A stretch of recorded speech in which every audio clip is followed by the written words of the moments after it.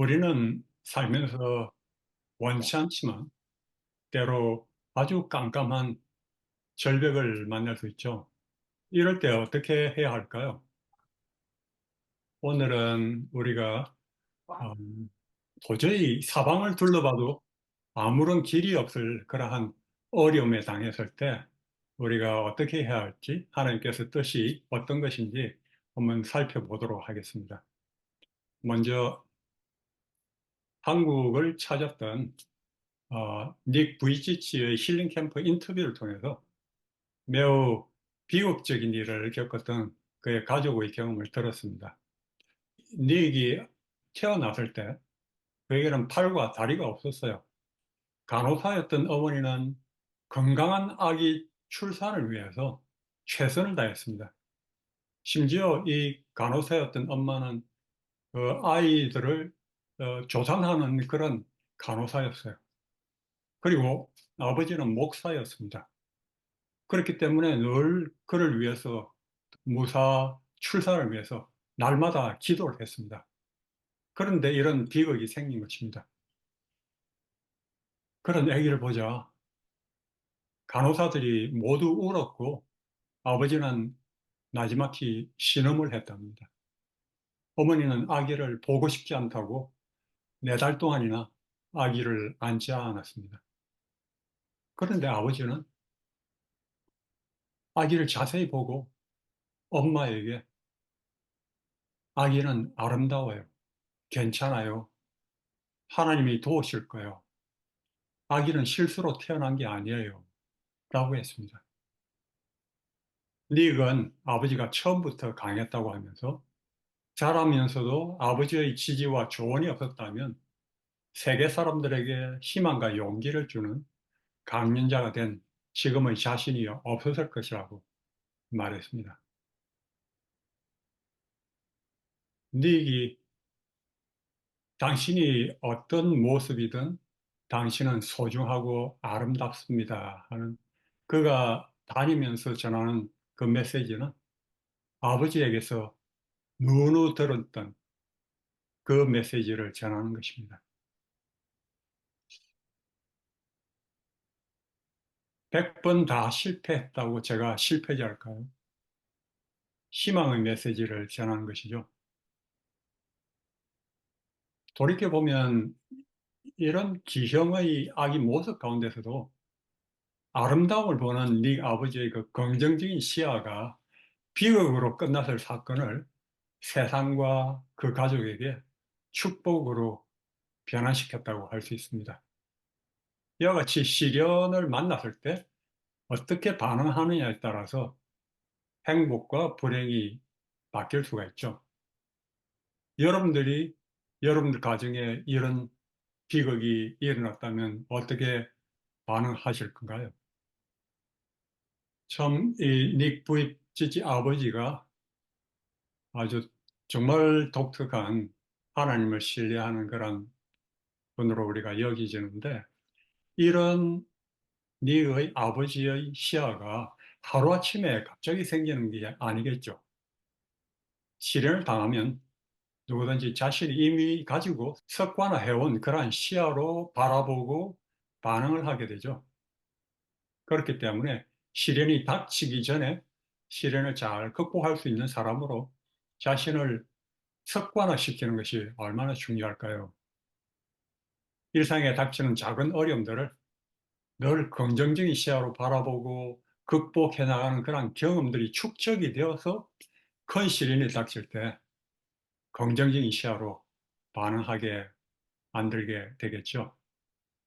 그렇기 때문에 여러분과 또 저희 삶에서도 평소에 어려움들이 올 때 그 가운데서 긍정적인 시야로 좋은 것을 바라보고 해석하고 긍정적으로 대처하는 훈련을 하는 것이 얼마나 중요한지 모르겠습니다.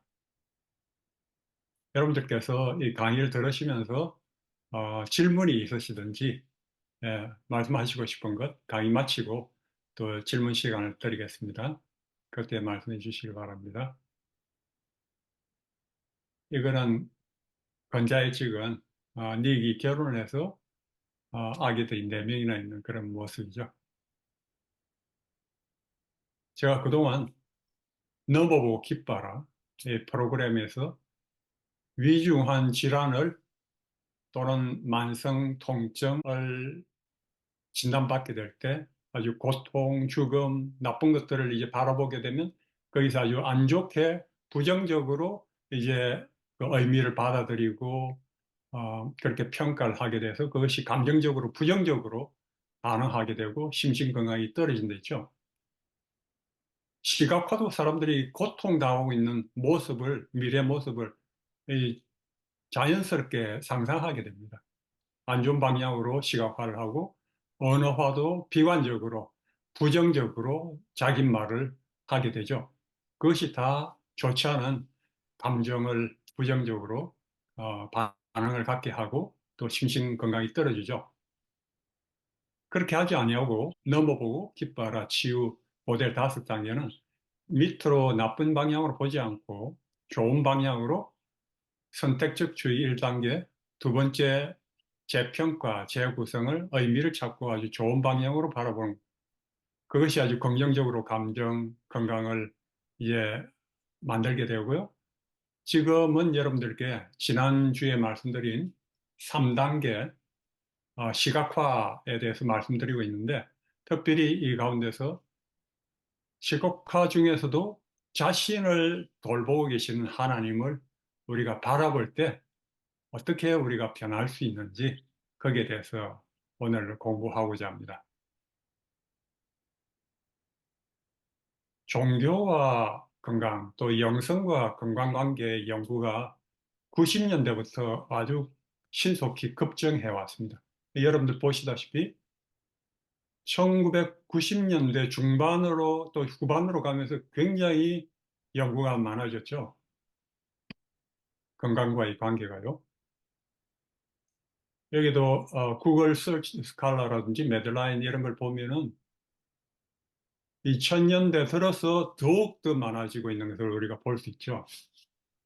여기에 대한 이 종교, 신앙과 또 영성이 건강에 얼마나 강력하게 긍정적으로 영향을 미치는지 그것을 이제 많이 과학적으로 볼 수 있고 하기 때문에 굉장히 많은 이제 과학의 영역에 들어온 것입니다.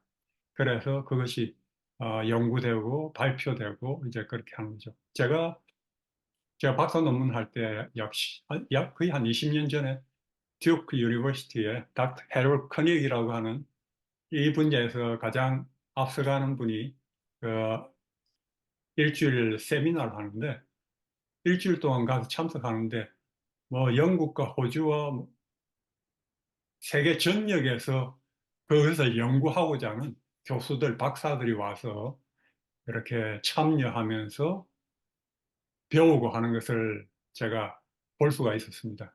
저도 그 주제에 대한 연구를 논문을 쓰고 하기 때문에 참석했는데요.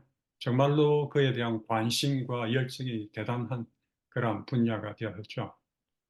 그래서 과학계에서 굉장히 주목하는 주제가 되었는데 20세기의 대부분은 종교와 영성은 과학적 연구 대상이 아니었습니다. 그건 뭐 이렇게 볼 수 없는 영역이었기 때문에. 그런데 점점 가면서 그렇지 않고 이 호르몬이라든지 변화, 뇌의 변화 이런 것들을 과학적으로 굉장히 자세하게 이제 과학이 발전하면서 볼 수 있고 점검할 수 있기 때문에 90년대부터 종교 그리고 영성의 건강에 미치는 영향에 대한 연구가 아주 급증했죠. 정신신경면역학 제가 말씀드렸죠. 그에 대한 연구가 굉장히 많이 밝혀졌습니다. 많아졌습니다. 그래서 1992년에는 영성과 치유, 건강에 대한 과목을 개설한 의대가 하나밖에 없었는데 2007년, 15년 후에는 100개 의대에서 이에 대한 과목을 개설했을 정도로 그만큼 큰 변화가 있어 왔던 것입니다. 그래서 우리가 지금 공부하고 있는 이 또는 우리가 삶에서 실천하고 있는 신앙, 종교가 얼마나 건강에 밀접한 영향을 미치는지 이런 뉴스윅 하나님과 건강, 종교가 굿 메디슨인가? 왜 과학이 그렇게 믿기 시작하는가 이런 예, 표지 기사도 있고 타임지에서는 믿음과 힐링, 믿음이 어떻게 치유할 수 있는가 이런 기사도 있죠. 그리고 또 다른 타임지에는 어떻게 믿음이 치유할 수 있는가 이런 특집 기사도 이제 나올 정도로 많은 연구가 되어 왔습니다. 그중에 이 마지막 이 타임지 기사에 보면은 닥터 허버트 벤슨이라고 하버드 의대 이런 분야에서 많이 연구하고 앞서가는 그런 의사인데 이분이 이렇게 말을 합니다. 이 타임지에서요. 의사를 찾는 어디서든지 60 내지 90%가 마음과 몸, 즉 스트레스가 연관된 영역에 속한다. 전통적인 치료 방식인 약물 치료와 수술은 그에 대해 잘 작용하지 않는다. 예. 그러니까 스트레스 이것은 뭐 약으로 치료가 안 되고 수술로 치료가 안 되니까 대부분의 아픈 사람들이 이 스트레스로 아프게 되는데 병을 찾는데 치료가 잘 안 되는 것입니다. 의료 치료에 있어서 믿음은 놀랄 만큼 치료 효과가 있으며 대부분 흔한 질환 60 내지 90%를 치료하는 데 있어서 성공적이다.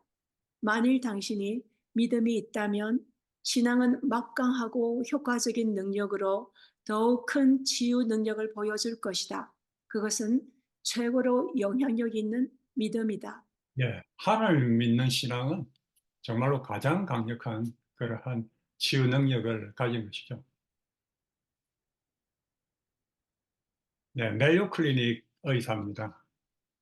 예, 많은 암 환자들에 대한 연구들을 조사한 결과 장기 생존자들의 두드러진 전략은 영성이다. 예. 영성을 가진 사람들, 신앙을 가진 사람들이 그 장기 암 생존자가 많다는 거죠. 그래서 또한 아이작 막스 박사는 영적 치유 위력에 대해서 이렇게 말을 했습니다. 1978년도에 이미 오래전에 이런 얘기를 했습니다. 영적 치유는 기존의 정신치료 요법보다 훨씬 큰 힘을 발휘할 것이다. 이것의 차이는 마치 핵폭탄과 재래식 폭탄의 위력만큼 클 것이다. 예, 정신치료 상담하고 하는 것이 마치 재래식 폭탄 위력 같다면 영적인 치료는 비교할 수 없는 이러한 큰 핵폭탄 같은 위력을 발휘한다는 것이죠. 그래서 우리가 지금 공부하는 것은 이러한 영적인 치료, 또 신앙적인 치료에 대한 것이죠. 심리학자 틱스하고 프레지어 박사는 이렇게 말을 합니다. 스트레스에 대하여 신앙적 대처 방법은 비신앙적인 대처 방식이나 사회적 지지보다 더 효과적이다. 신앙적 대처는 스트레스성 사건에 있어서 다른 방식으로는 일어날 수 없는 독특한 요소를 가진다. 예, 아주 신앙적인 방법은 독특한 요소를 가집니다. 신이 삶의 사건들 가운데 그 섭리를 보여줄 때 처음에 우연한 일로 의미 없고 비극적인 일로 여겨지던 일이 다르게 보여집니다. 삶을 보다 풍요하게 인식하는 기회로 하나님과 함께하는 기회로 다른 사람들을 도울 수 있는 도전으로 더 악한 일이 일어날 것을 예방할 수 있는 사랑의 사역으로 여겨지게 한다. 예, 이것이 영성과 건강 분야에 아주 앞서 나가는 심리학자인 케네스 파그먼트 박사의 말입니다. 성경에 보면 우리가 이스라엘 백성들이 광야를 건널 때 원망하고 불평하고 그렇게 했을 때 그 삶에서 여러 가지 어려움들이 생기면은 원망하고 불평하고 비난하고 하죠. 그것이 매우 위험한 것이죠. 그랬을 때 불뱀을 통해서 그들이 물려 죽게 되었죠. 그렇게 되었을 때 그 치료제로 하나님께서 모세가 놋뱀을 만들어 장대 위에 다니 뱀에게 물린 자마다 놋뱀을 쳐다본 즉 살더라. 민수기 21장 9절. 단 한 가지 치료제를 주셨는데 노뱀을 만들어서 장대 위에 다는 것을 본 사람이 살았습니다. 모세를 통해서 보게 하셨을 때 모두가 보진 않았을 거예요. 본 사람은 살았지만 그런 것 갖고 나올 수 없다고, 살 수 없다고 믿지 않고, 또 물뱀 상처 보고 이런, 그렇게 주의를 딴 데로 집중한 사람들은 다 죽었던 것입니다. 그 노뱀이 상징하는 예수를 바라보는 것이, 예, 치유의 길이죠. 믿음의 주요 또 온전케 하시는 이인 예수를 바라보자. 히브리서 12장 2절 말씀. 네. 좀 비극적으로도 제가 잠깐 생각이 나는데, 이 신앙, 종교가 영성이 이렇게 강하게 사람들을 치유할 수 있다는 것을 많은 학자들이 연구를 하고는 그것을 어떻게 적용을 하느냐면 제가 한 20년 전에 많은 문헌들 보고 살펴보고 하면서 바로 제가 박사과정 2년 차였거든요. 그 당시에. 그때 제가 박사과정을 시작한 지 얼마 안 됐는데 한 교회로부터 제게 콜링이 왔어요. 수석 장로님으로부터 제게 목회자로 와달라고 그렇게 갑자기 전화를 하신 거예요. 그래서 제가 한 일주일만 주시라고 우리가 기도해 보겠다고 이렇게 제가 기도해 보겠습니다 하고 답을 했습니다.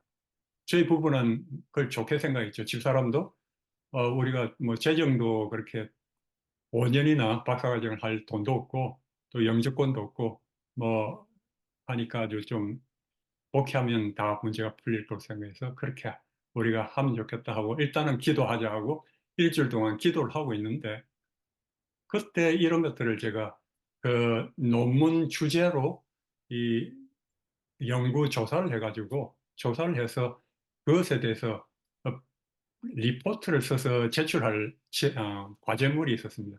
그래서 제가 그때 이렇게 많은 연구들을 신앙, 영성, 건강에 대해서 조사를 해보니까 한 10년 동안 굉장히 많이 이렇게 연구가 된 것입니다. 그러면서 제가 정말 탄식하고 안타까웠던 것이 그렇게 미국 사람 대상으로 그러니까 대개 크리스찬들 대상으로 이러한 연구를 하고 또 치유 효과가 높고 건강하고 장수하고 이런 것들을 이렇게 많이 발견하고는 치료를 실제로 병원에서 적용하는 것은 하버드 대학이라든지 뭐 여러 유수 앞서가는 대학 병원들에서 초월 명상이라든지 뭐 인도 명상, 요가라든지 뭐 이런 것들로 그런 테크닉을 가지고 환자들을 치유하는 거예요. 그러니까 환자들이 그로 말미암아 스트레스가 줄어들고 하니까 사람들이 치유되고 이런 효과들이 밝혀지고 하니까 이 환자들이 점점 기독교 신앙을 떠나서 그런 쪽으로 불교라든지 다른 쪽으로 가겠다 이런 것이 너무 안타깝고 걱정되더라고요. 저는 신앙으로 성서적인 믿음으로 불치병이 치유된 그런 경험이 있기 때문에 제 마음에 너무나 안타깝고 그래서 집사람에게 그때 얘기를 했죠. 이것을 내가 성서적인 치유 방법을 연구를 해서 프로그램을 통해서 환자들 치유하는 그런 것을 해야 되겠다. 아무리 힘들어도 하나님께 기도하고 믿음으로 나가서 그렇게 우리가 하면 좋겠다 했더니 집사님이 그렇게 하자고 동의를 해서 그때 목회를 나가지 않고 계속 했거든요.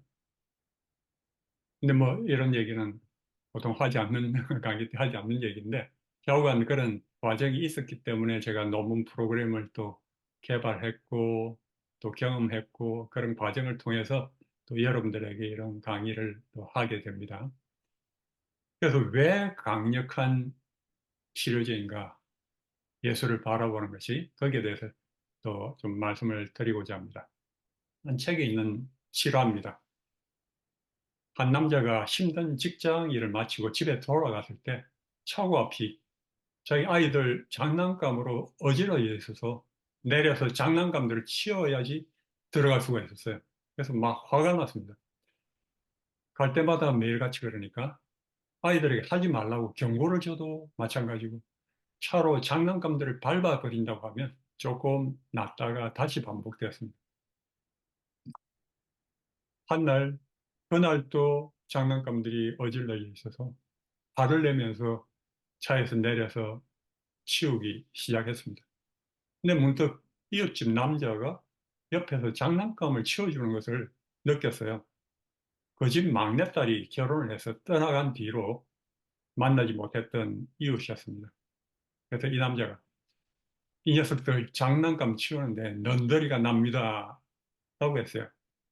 그러니까 이웃 남자가 내가 한마디 해도 되겠어요? 아이들이 아직 어릴 때 이런 일들을 즐겨요. 난 정말 이런 일들이 그리워요. 아직 아이들이 어리니까 정말 즐기세요. 아이들이란 당신이 눈치채지 못하는 사이에 커버린다요. 그렇게 말을 했습니다. 그 말을 듣고는 이 남자가 큰 교훈을 얻었습니다. 그리고 그 이후로는 장난감으로 인해서 화내는 일이 없어지게 됐고, 차고 앞 장난감들을 보게 되면은 아이들이 아직 어려서 나와 함께 보낼 시간이 많나 하면서 감사하게 되었습니다. 이것이 동기부여 전문가 키스 헤럴이 그의 저서에서 소개한 친구의 경험입니다. 이 친구는 똑같은 문제가 매일 발생했지만 보는 시야 또 해석하는 것이 달라지므로 반응이 180도로 이제 달라졌죠. 그래서 정말로 이런 말 한마디가 보는 것이 완전히 달라지고 또 반응이 달라지게 한다는 것이죠. 신학자 도널드 캅스가 이렇게 말했습니다. 전체 틀이 변하면 시야도 변하고 의미도 변한다 했습니다. 이 친구가 눈앞에 매일매일 그 사건만 보고 기분 나빠했을 때 이 이웃집 남자가 한 말이 인생의 긴 시간을 보도록 하고 그 긴 인생의 틀에서 사건을 재해석했을 때 보는 시야가 바뀌었고 의미도 바뀌었고 아주 나쁘게, 기분 나쁘게 생각했던 이것이 감사하고 또 즐기는 반응이 생기도록 했죠. 저는 이 이야기를 읽으면서 이 이웃 노인의 한마디가 불행한 일을 행복한 일로 바꾸게 만든 것처럼 우리 하나님은 종종 이 이웃 노인과 같이 불행한 일을 우리로 하여금 짧은 시야로 보지 않고 영원한 시야로 보게 하셔서 그 영원한 시야로 볼 때 해석이 달라지고 의미가 달라지고 우리가 힘들었던 사건 가운데 아주 불쾌하고 기분 나빠하고 고통스럽게 생각했던 사건을 오히려 감사하게 되고 기뻐하게 되고 그렇게 변하게 하신다는 거죠. 제가 여러 사람들을 상담을 하면서 아주 신속하게 치유된 사례들이 많이 있습니다. 어떤 분은 테네시에 있는 한 장로님으로부터 전화가 와서 얘기를 하다 보니까 자신의 집에 폭풍이 그 당시 굉장히 많이 그해 해서 담이 다 무너지고 사업이 영 위험하게 되고 그런 어려움들을 얘기하는 거예요. 그래서 정말 좀 스트레스 지금 굉장히 힘들게 있다. 그래서 제가 그 가운데서 하나님의 그 손길을 바라보시도록 제가 좋은 것을 또 바라보도록 얘기하고 하나님께서 분명히 그 가운데 함께 하시고 축복을 주시려고 그런 일을 선히 인도하시고 계심을 얘기했을 때 그가 아주 음성이 점점 힘을 얻게 되고 감사하게 되고 하나님께 참 찬양하는 그러면서 너무 감사하는 그런 식으로 반응을 하였습니다. 한 목사님이 저하고 통화하다가 자기 와이프가 너무 스트레스를 많다고 그러면서 좀 자기 자기 아내를 좀 상담 좀 얘기를 좀 해주면 좋겠다 해서 이렇게 그 사모님과 통화를 하도록 하셔서 그 사모님하고 통화를 하게 되는데 이 사모님이 교인들과 이 그 갈등이 너무 심해가지고 너무 힘들어가서 목회를 계속 할 수 없는 그런 그러니까 몸도 아프고 굉장히 힘든 가운데 있는 것을 얘기를 하시는 거예요. 그래서 얘기를 듣고는 그 가운데서 하나님을 바라보시도록 우연히 일어난 것이 아니고 그것이 하나님께서 그 사모님을 위해서 교인들과의 갈등을 통해서 하나님께서 어떤 선한 일을 이루고 계시려고 또 어떤 축복을 주시려고 하시는지 그런 얘기를 하니까 그 사모님 보는 시야가 완전히 달라지면서 목소리에 힘이 있어지고 아주 희망을 가지고 너무 감사하면서 찬양하면서 완전히 달라진 목소리로 그렇게 전화를 걸었습니다. 환자가 역경 가운데 고통 가운데서 하나님의 손길을 발견할 때 그 역경 또 질병으로 인해서 오히려 감사하고 찬양을 할 수 있죠. 또 한 번은 북가주에서 아주 힘들어하던 한 청년이 이 여청년에게 상담을 할 때 그 가운데서 하나님의 선하신 뜻 그리고 손길을 보고 듣고 느낄 수 있도록 제가 그 가운데 하나님께서 성숙해 하시고 축복해 주시려는 하나님의 손길을 제가 얘기를 해줬더니 눈물을 흘리더라고요. 그러면서 힘을 얻었습니다. 이와 같이 예수를 바라보는 것은 우리로 하여금 정말로 변하게 만듭니다. 제가 이미 얘기 드렸지만 제 불치 그 큰 고통 가운데서 예수를 바라볼 때 예수님을 정말로 무기한 금식 기도를 하면서 하나님만 바라봤을 때 지옥에서 천국으로 하루아침에 옮기는 그런 경험을 하였고 저는 더 이상 불쌍치 않고 다른 고통당하는 사람들이 너무나도 안타깝고 예, 그런 것을 제가 느꼈습니다. 그래서 그때부터는 내가 나오면은 다른 사람들을 위해서 어떻게 치유하고 도와줄 수 있을까? 그걸 위해서 기도하고 그렇게 했는데 모든 의사들이 불치라고 나을 수 없다고 그렇게 했는데도 한 아가씨만 당신은 나을 수 있다고 그렇게 얘기를 하고 옆에서 힘을 주고 그랬는데 그 아가씨가 참 모두가 결혼한다는 것은 불가능하게 봤는데 결혼해서 지금까지 저하고 같이 있습니다. 진행자로 이렇게 도와주는 와이프를 주셔서 감사하죠. 네. 그래서 우리가 이렇게 예수를 바라보는 것은 완전히 다른 삶을 살게 합니다. 보이는 것을 바라보지 않고 보이지 않는 것을 바라보면서 살기 때문에요. 그래서 예수를 바라보라는 것을 제가 네 가지로 좀 설명을 드리겠습니다. 첫째, 범사의 하나님을 인정하는 것입니다. 꽤 오래전에 선지의 알렌 호버스라는 소년의 이야기가 전면 기사로 나와 있는 것을 봤습니다. 그래서 그 소년이 보니까 백혈병 그리고 림프종으로 로마린다 병원에서 지내면서 외롭고 두려운 가운데 이렇게 지내고 있으면서 이 소년이 4살이었을 때 부모가 이혼을 했어요. 그리고 아리조나에 살던 병원에 와서 위문하고 같이 놀아주던 아빠가 2년 후에 사망하고 말았습니다. 겹친 데 겹친 격이죠. 암으로 투병하고 부모가 이혼하고 아빠가 사망하고 더더욱이나 2002년에는 이 알렌의 눈이 악화되어서 눈 치료의 그 부작용으로 악화되어서 이제 실명을 하고 말았습니다. 그러니까 이 소년은 가난한 유카이파에 있는 이 엄마의 모빌 홈에서 평생을 살아야 할 그러한 운명인 것으로 여겨질 수가 있죠. 그런데 이 소년은 다른 선택을 했습니다.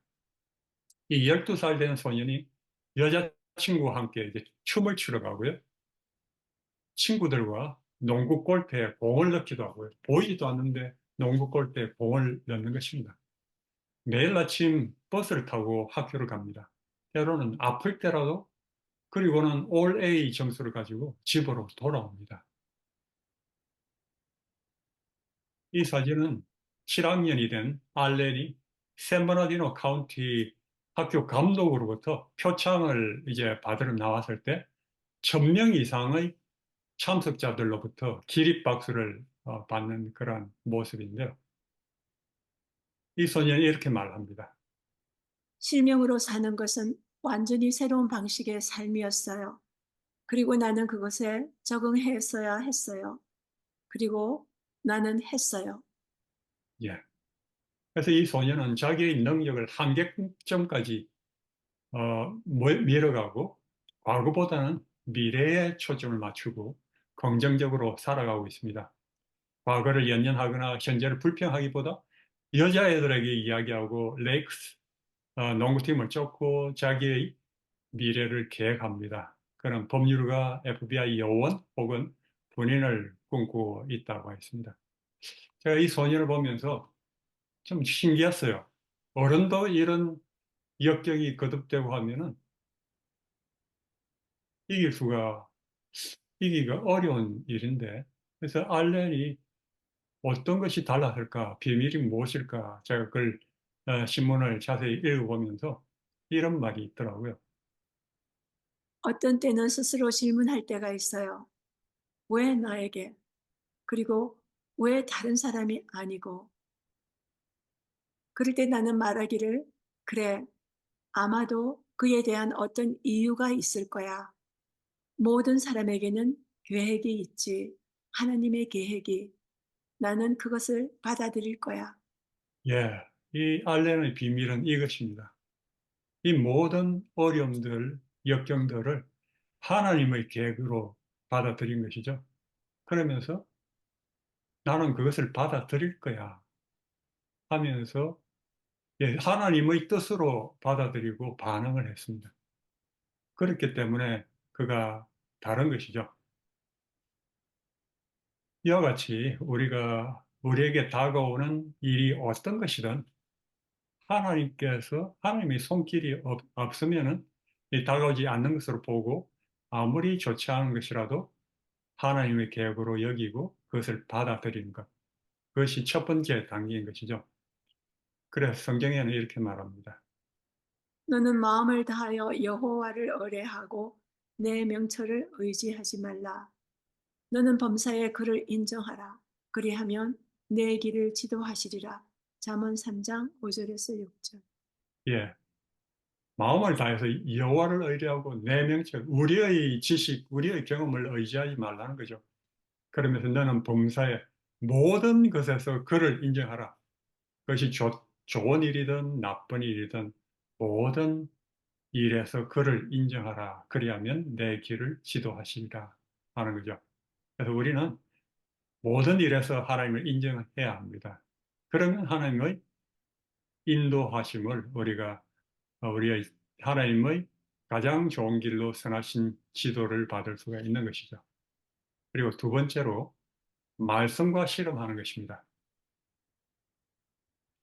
야복강에서 야곱이 밤에 실험을 하는 것이죠.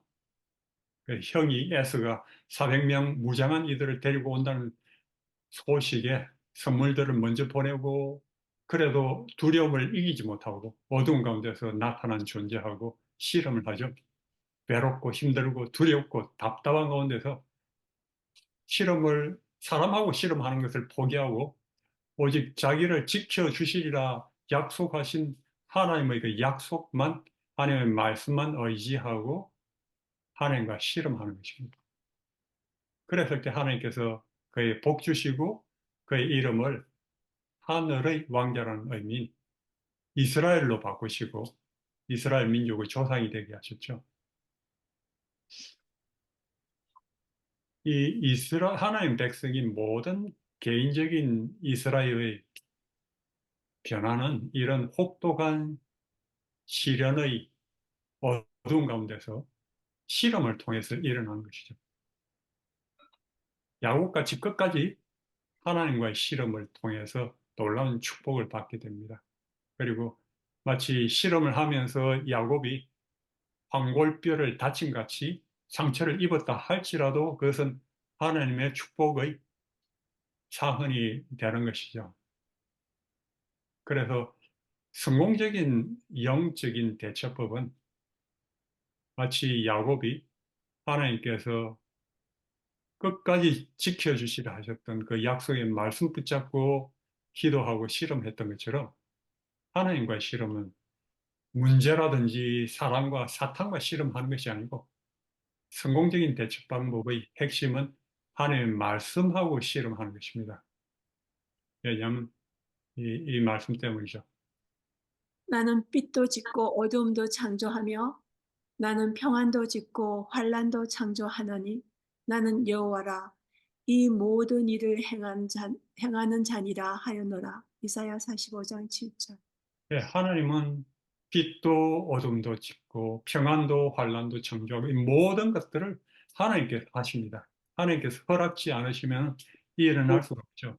그리고 하나님을 믿는 사람에게는 어둠도 환란도 하나님께 맡기면 모든 것이 축복으로 또 선한 일을 위해서 만들어 주시는 것이죠. 그래서 예, 시편에 있는 말씀입니다. 너희는 여호와의 선하심을 맛보아 알지어다. 그에게 피하는 자는 복이 있도다. 시편 34편 8절. 예, 우리가 살아가면서 어려운 가운데서도 여호와의 선하심을 맛보아 테스트해 보라는 것이죠. 그렇게 하나님께 피하게 되면 그런 사람들은 복이 있도다. 왜냐하면 그 환란이 오히려 하나님을 알게 되고 영생을 얻는 복으로 변화되게 하니까요. When God doesn't answer your prayer라고 하는 제리 시저라고 하는 신학과 교수의 경험입니다. 1991년에 저와 함께 여행을 갔는데 음주 운전자가 일으킨 차 사고로 말미암아서 단순간에 어머니를 잃고 아내를 잃고 4살 된 딸을 잃고 말았습니다. 한 차에 타고 있던 아들 2명과 딸 1명은 자신과 함께 앰뷸런스 차가 올 때까지 1시간 동안 그래서 앰뷸런스에서 병원 가는 1시간 동안 아무도 말이 없었습니다. 엄청난 비극 앞에 침묵만 흘렀습니다. 가장 사랑하는 여성 3명을 아내와 어머니와 딸을 한순간에 잃어버리고는 그 뒤에 그는 남은 자녀를 이제 걱정하면서 기도를 하기 시작합니다. 그러면서 사나흘 기도하던 그는 의문을 가집니다. 내가 왜 기도하고 있지? 내가 내 딸 제인이 태어나던 날부터 하나님께서 그 아이를 지켜주시기를 기도하지 않는가? 사고가 난 날에도 제인을 보호해달라고 하나님께 기도하지 않았나? 하나님이 정말 사랑하시는가? 하나님이 기도에 응답하시는가? 그러면서 내가 다시 진지하게 기도를 할 수 있을까? 하나님은 기도에 응답하시는가? 기도에 대해서 회의를 가졌습니다. 신학생인데도. 그래서 그는 그와 같은 질문들과 실험하고 연구하면서 그에 대한 답을 찾기 시작했습니다.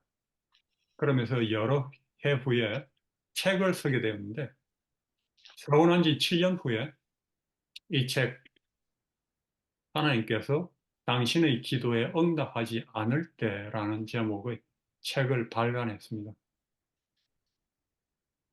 이 책을 읽고 많은 사람들이 이 책을 통해서 도움을 얻었습니다. 저는 박사 과정 중에 이 영성과 건강 토픽이기 때문에 제 주제가 이 신학과에 가서 과목을 세 개를 선택 과목으로 했는데 그 한 선택 과목 필독서 중에 하나가 이 책이었습니다. 이 책을 읽고 그에 대한 반응을 리포트를 써야 됐습니다.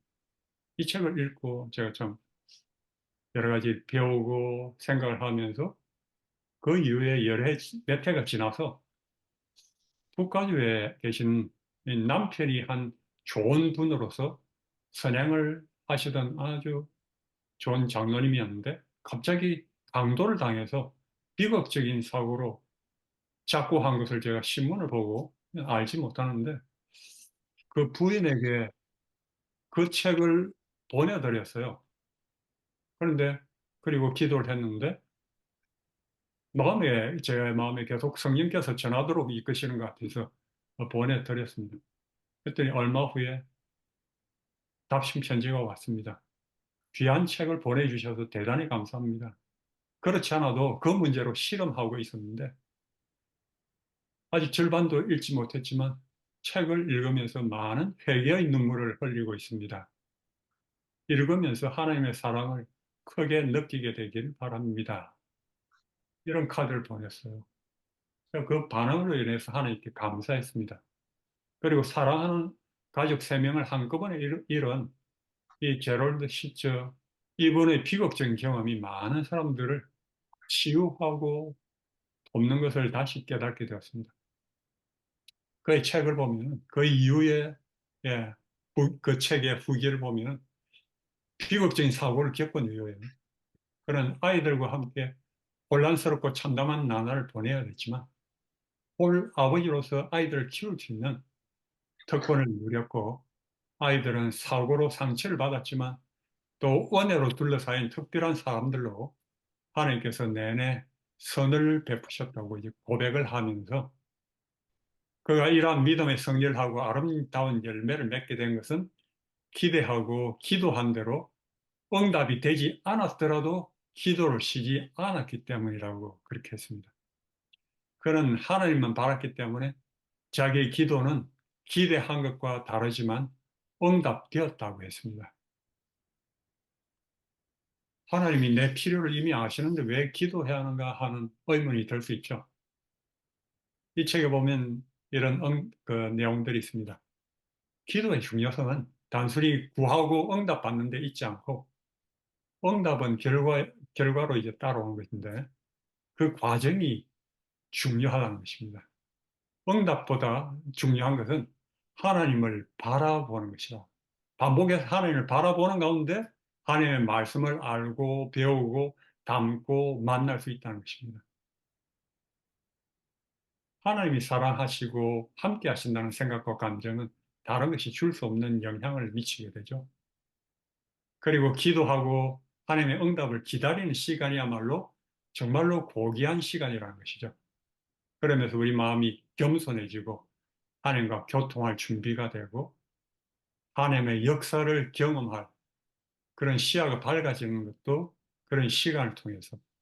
그래서 응답받지 못할 때, 좌절할 때 우린 자신의 어둡고 못난 면, 외면하고자 했던 인정하지 않았던 면과 직면하고 실험해야 되고, 그런 실험을 통해서 우리는 더 성숙해지고 다른 사람을 더 이해하고 너그러워지게 되고 강하게 되고 하나님을 닮아가게 된다는 것이죠.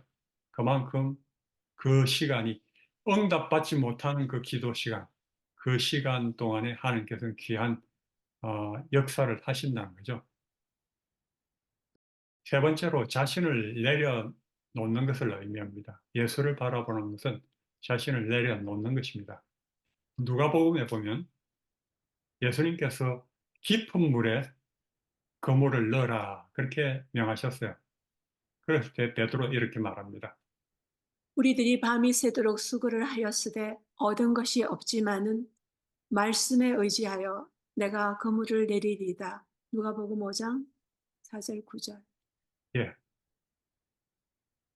그 말씀대로 밤새도록 거기에서 뼈가 굵은 어부들인데 하나도 얻은 것이 없는데 예수님의 말씀대로 의지해서 그물을 내렸습니다. 그랬을 때 고기를 애운 것이 심이 많아 그물이 찢어지는지라 이에 다른 배에 있는 동물을 손짓하여 와서 도와달라니 저희가 와서 두 배의 체험에 잠기게 되었더라. 넘치는 축복을 받게 되었죠. 그랬을 때 예수님의 무릎 앞에 베드로가 엎드려서 가로되 주여 나를 떠나소서 나는 죄인이로소이다 하고 말했습니다. 이것이 하나님을 만나는 순간이죠. 저는 이 베드로 생각하면 참 이런 점에서 참 우리하고 다르다 이런 생각을 하게 됩니다. 우리는 흔히 이렇게 하지 않죠. 예, 조금 이따 설명드리겠습니다. 이 말씀 읽고요. 십자가의 도가 멸망하는 자들에게는 미련한 것이요 구원을 얻는 우리에게는 하나님의 능력이라. 고린도전서 1장 18절. 너희 믿음이 사람의 지혜에 있지 아니하고 다만 하나님의 능력에 있게 하려 하였노라. 고린도전서 2장 5절. 예, 예수님께서 뭘 명하실 때 십자가의 도가 멸망하는 자들에게 미련한 것이요. 그러니까 예수님께서 하라고 하신 것이 그 밤새도록 그곳에서 능숙한 어부들이 밤새도록 했는데도 그 하나도 잡히지 않았는데 예수님이 깊은 물에 고물을 던지라고 한다고 그것을 그대로 따르는 것은 매우 우둔해 보였습니다. 바보 같아 보였습니다.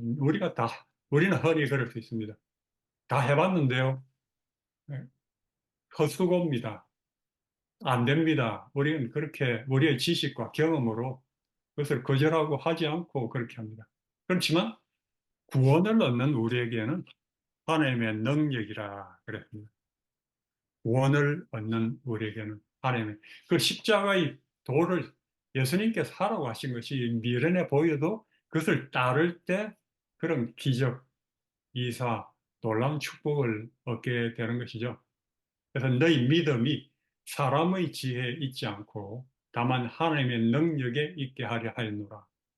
사도 바울이 자신이 배운 것들 이런 것들 다 배설물로 여기고 예수만 십자가만 자기가 알겠다 하는 것도 자기의 경험, 지혜 이런 것들이 예수님의 십자가의 길하고 다르거든요.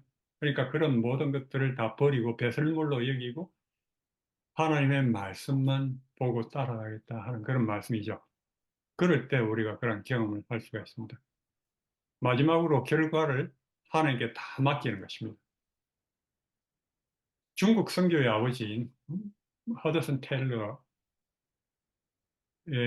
제가 그냥 시간 관계로 간단하게 말씀드리면 그가 정부로부터 지원을 받지 못하고 하나님께서 정말로 기도만으로 응답을 해주시는지 경험을 해보고 싶고 또 해야 됐고 그래서 그렇게 했을 때 그가 하나님 말씀이 사실이라면 삶에 적용해 봐야 된다 하고 기도로 이렇게 테스트를 해봤을 때 하나님께서 기적적으로 놀라운 게 채워주시는 걸 경험하고 그렇게 해서 그가 이 기도로만 하나님을 의지하는 믿음 가지고 중국 선교에 나갔고 그리고 중국 내지 선교회를 만들어서 그 생전에 800여 명의 선교사들의 자원해서 그를 따라서 중국 땅을 복음으로 덮었습니다. 중국 선교의 아버지라고 불리우죠. 그 내지 선교의 선교 원칙은 첫째로 선교비를 모금하거나 후원자를 모집하지 않고 기도와 믿음으로 나가는 것입니다. 물질을 완전히 하나님의 선하신 손길에 의탁드리고 그렇게 함으로 말미암아 참 하나님께서 그를 통해서 또 그와 함께한 사람을 통해서 많은 축복을 복음을 전파하셨습니다.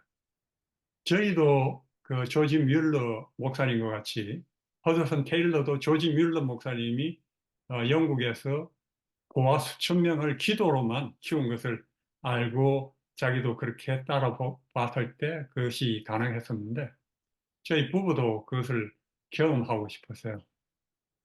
우리가 1991년도에 미국에 처음 왔을 때 정말 한인들하고 미국인들의 식생활 등 건강 습관이 정말 병을 만들어가는 그런 모습을 보고 제 자신이 그걸 미리 경험했기 때문에 너무 안타까웠습니다. 그래서 보건학 석사 과정을 시작하면서 가진 재정이 학비와 생활비 절반도 되지 않는 것을 보면서도 제 아내와 함께 기도하면서 재창조, 한글로 또 리크리에이션이라고 하는 뉴스레터로 영어로도 이제 매월 이제 발간을 했는데 완전히 하나님께만 다 맡기고 하나님께서 정말로 이 말씀대로 응답하시는지 보고 싶었어요. 경험하고 싶었습니다. 왜냐하면 제가 오래전부터 청소년 때부터 제가 한번 말씀드렸는데 인간의 고통에 대한 하나님의 응답을 받고 싶고 알고 싶고 했기 때문에 그런데 아픈 사람들에게는 어떻게 경험했기 때문에 도울 수 있는데 경제적으로 어려워서 믿음 신앙생활 제대로 못하는 사람들에게는 좀 돕기가 어렵더라고요. 그래서 저희가 먼저 경험을 해봐야 되겠다. 기도로만 하나님의 응답을 경험해 봐야 되겠다. 그래서 기도로만 저희가 나갔습니다. 그랬을 때 하나님께서 처음에는 마치 땅이 꺼지는 것처럼 불안했어요. 다음 달 아파트비가 없고 아무것도 없었을 때.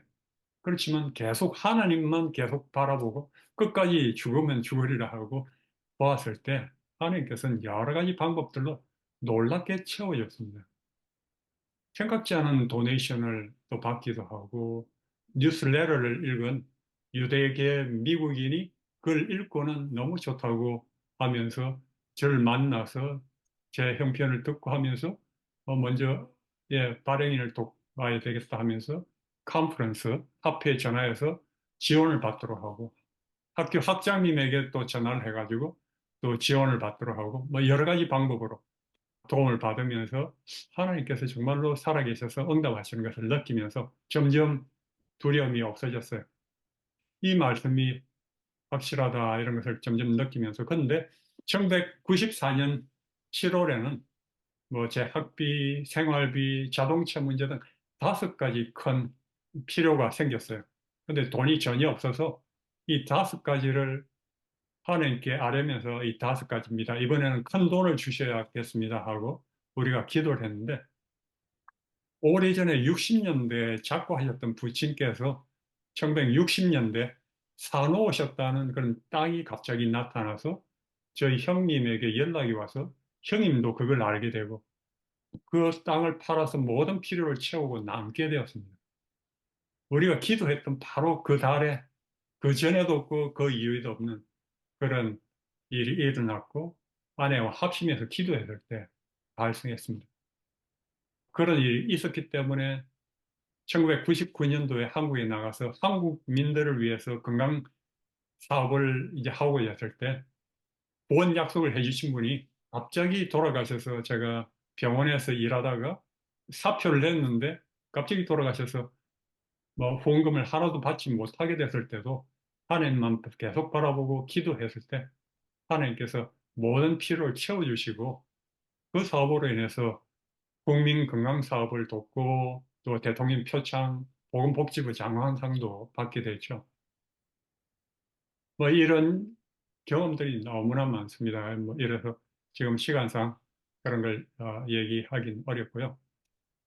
그래서 너희는 먼저 그의 나라와 그의 의를 구하라. 그리하면 이 모든 것을 너희에게 더하시리라 한 것은 이 큰 출애굽입니다. 구약과 신약을 통해서 조건적인 약속, 계약을 하신 것입니다. 하나님께서 크리스천들을 하늘로부터 이 땅에 파송해서 선교사로 보내셨어요. 하나님의 에이전트로서 우리가 하나님의 대사로서 사도들 같이 하나님 백성들, 크리스천 그렇게 우리가 하나님의 일을 빛을 전할 때 우리의 먹고 살 것을 다 아시고 공급해 주시는 것입니다. 이런 것을 너무나 많이 경험을 했고 그래서 우리가 이런 하나님 말씀이 확실하고 흔들리지 않기 때문에 우리는 살아가는 데 대해서는 걱정하지 않고 하나님 일을 하는 데 대해서 우리가 최선을 다하고자 합니다. 이런 제 시간이 거의 다 있기 때문에 몇 가지만 좀 보고 마무리 지어야 되겠습니다. 이런 것을 초월적 경험이랍니다. 당면한 상황, 신체적 제약 혹은 다른 방법으로 삶과 인간의 가능성을 제한하는 시야들로 인한 한계를 넘어서 개인적인 영역을 확장하는 것. 그것은 마치 다른 공기를 마시는 것과 같고 보통의 존재를 뛰어넘어 올라가는 것과 같아. 그것은 거룩함과 마주치는 것과 같다. 폴 예, 틸리. 폴 틸리. 순교사를 보면 순교자들이 화형을 받는 중에서도 감사하고 찬양을 했습니다.